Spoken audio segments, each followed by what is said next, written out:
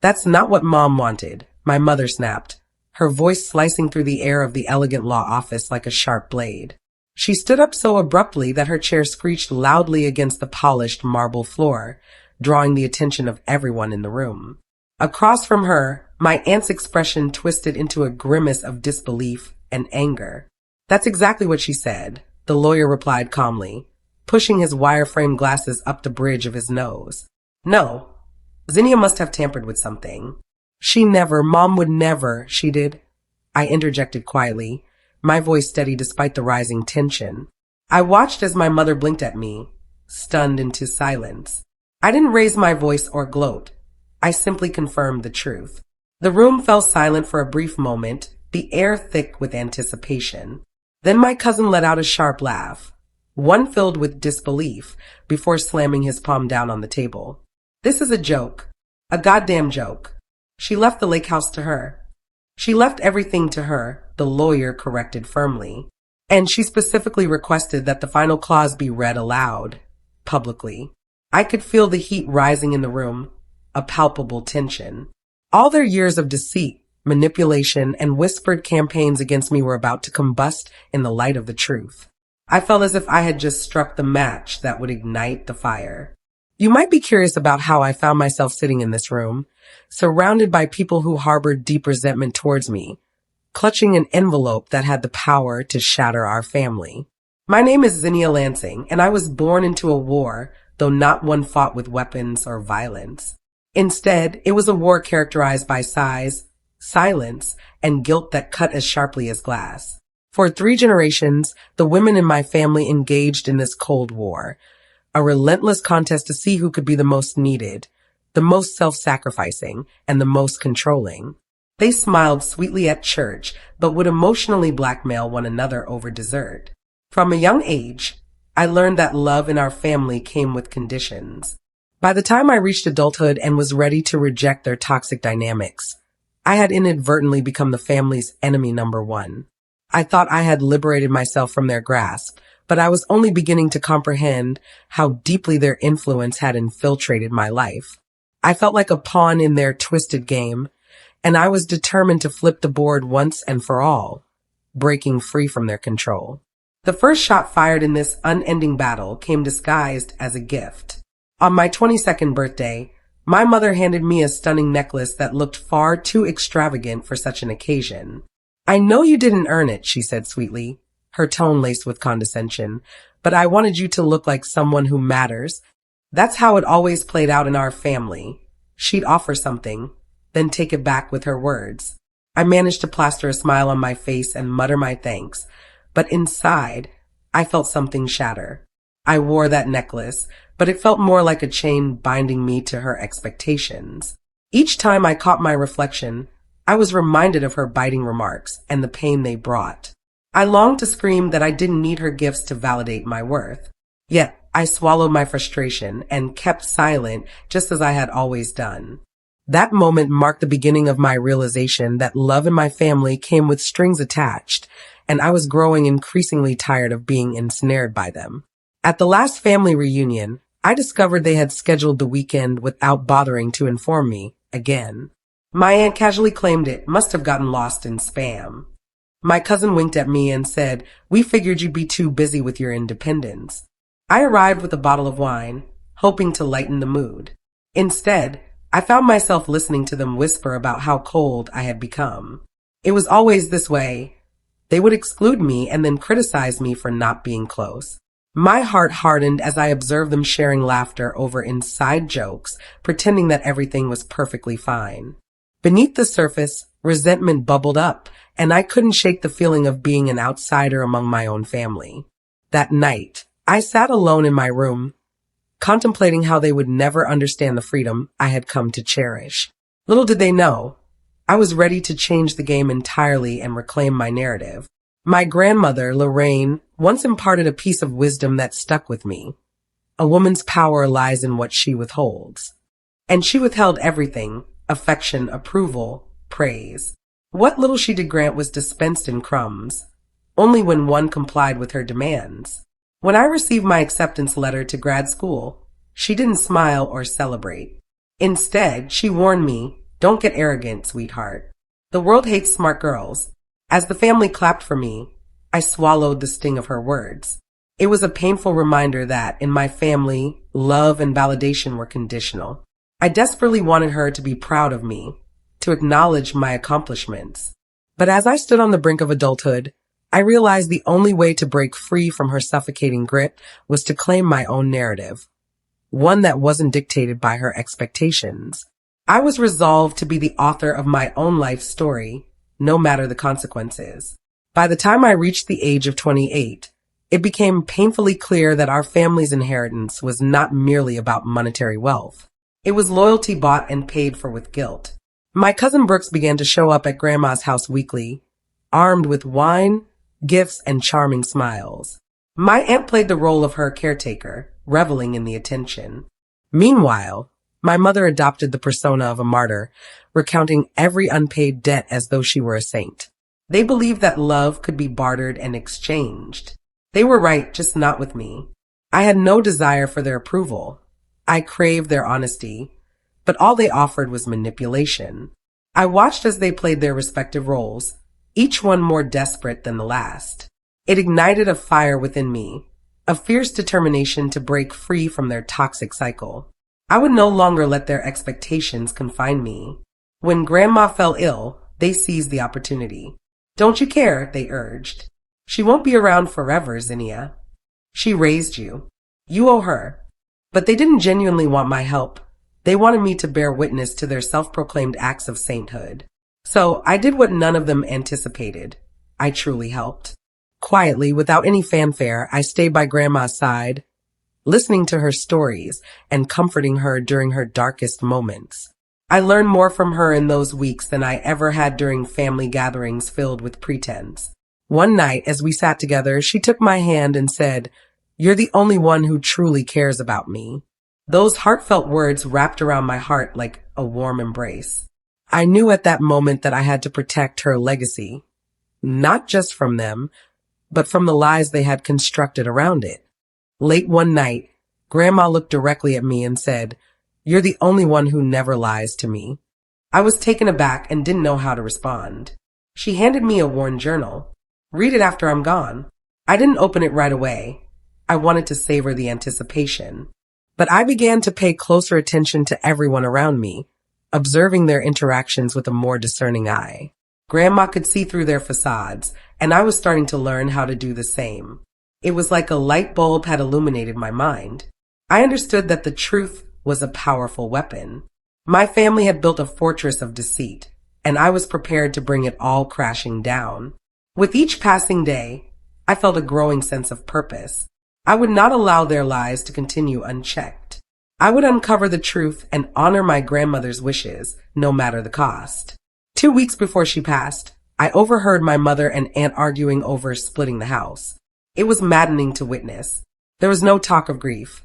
It was purely about who deserved more. My cousin Brooks boldly asked me, "You're not going to contest anything, are you?" I smiled and replied, "No." Little did they know that I already knew the contents of that journal. Their greed was evident, and I felt a surge of determination. I would not let their manipulation dictate my actions. I was committed to fighting for my grandmother's truth and the legacy she genuinely wanted to leave behind. I could feel the tension building, and I was ready to unleash it. Their petty squabbles would no longer dictate my life or my choices. The journal contained everything my grandmother had kept hidden: names, incidents, regrets. But most importantly, it held her true wishes. There was no manipulation, no performative morality, just pure honesty. She wanted her legacy to end with her, not be divided among those who had sought to exploit her generosity. And she wanted me to write the will. A wave of responsibility swept over me. This was my chance to give her the voice she had always desired. I couldn't allow my family's petty wars to dictate how her story would conclude. I gathered my courage, ready to take on the challenge. I was determined to honor her and bring her truth to light, no matter the consequences. I approached the lawyer and asked if my plan was legally sound. "If she signs it and it's her documented choice, it's airtight," he assured me. With that reassurance, I crafted the will word for word. No gifts for loyalty, No rewards for tears, only what she genuinely desired. In the final clause, I penned her truth. I leave my legacy to the only person who never lied to me. Writing those words felt liberating, like I was finally breaking free from the chains that had bound me for so long. I knew this would send shockwaves through my family, but I was ready for the storm. I could already imagine their faces when they realized they had lost control over the family legacy. At the funeral, my mother cried theatrically, her sobs echoing through the chapel. My aunt wore black like it was armor, ready to defend her position. Brooks delivered a speech he hadn't even written. I lingered in the back, content to observe. I let them put on their show because the real performance had yet to unfold. I watched as they feigned grief, their tears more for public consumption than genuine sorrow. A mix of anger and sadness churned within me. They had manipulated Grandma's love for years, and now they were attempting to manipulate her death. But I was determined to step into the light and put an end to their games. This would be the last time I would allow them to dictate my life. 2 weeks later, a letter arrived for me. It was a thick cream envelope adorned with a gold seal, a formal invitation to the will reading. Required attendance. Public reading requested by Lorraine Lansing. For the first time in ages, I felt a smile break across my face at the thought of her. I could already envision the shock on their faces when they realized what was about to unfold. They had no clue about the storm heading their way, and I felt a thrill of anticipation brewing within me. I had waited long enough, and now it was time to reclaim my power and expose the truth about our family dynamics. I ensured I arrived early for the reading. I positioned myself closest to the lawyer, ready to absorb every word. When they entered the room, smug, confident, and rehearsed, I felt a surge of adrenaline. My mother leaned in close, her voice dripping with false sweetness. "Don't look so serious, sweetheart. This isn't a courtroom." I remained silent. In many ways, it felt precisely like one. I could sense the tension in their body language, the way they exchanged knowing glances. They had no idea how much I had learned from Grandma, and I was ready to confront them and expose their deceit. The air was thick with anticipation, and my heart raced as I prepared for the moment that would change everything. The initial clauses of the will were mundane, legal jargon that hardly mattered in the grand scheme of things. Then came the section detailing the assets. Brooks perked up, and my aunt sat with her legs crossed, ready to claim her prize. My mother leaned over and whispered, "Told you she'd do the right thing." But then the lawyer read the next line. "The entire estate, the house, the accounts, and all personal property are left to Zinnia Lansing." Shock waves rippled through the room. Silence enveloped us as their disbelief washed over their faces. I could feel the weight of their astonishment.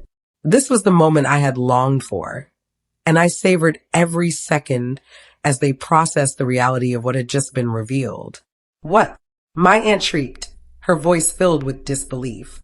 She stood up, clearly unprepared for this outcome. Brooks began swearing under his breath, and my mother slammed her hand against the table. She manipulated her. The lawyer raised a hand to silence them. "There's a clause she specifically requested to be read aloud." He proceeded to read it, every word echoing with Grandma's truth. The room fell into a stunned silence. The performance they had been putting on for years had come to an end, and now they had no choice but to confront the consequences of their actions. In the chaos that followed, they scattered like leaves in the wind. Yelling erupted, and threats of lawsuits filled the air. My mother leaned in close, her voice low and venomous. "You'll regret this." I met her gaze with unwavering resolve. I already regret not doing it sooner. A rush of adrenaline coursed through me as I realized I had finally taken control. This was my moment of empowerment, and I would not allow them to intimidate me any longer. They had sown the seeds of their destruction, and I was ready to watch it all unfold. I stood tall, prepared to embrace the chaos that was about to erupt.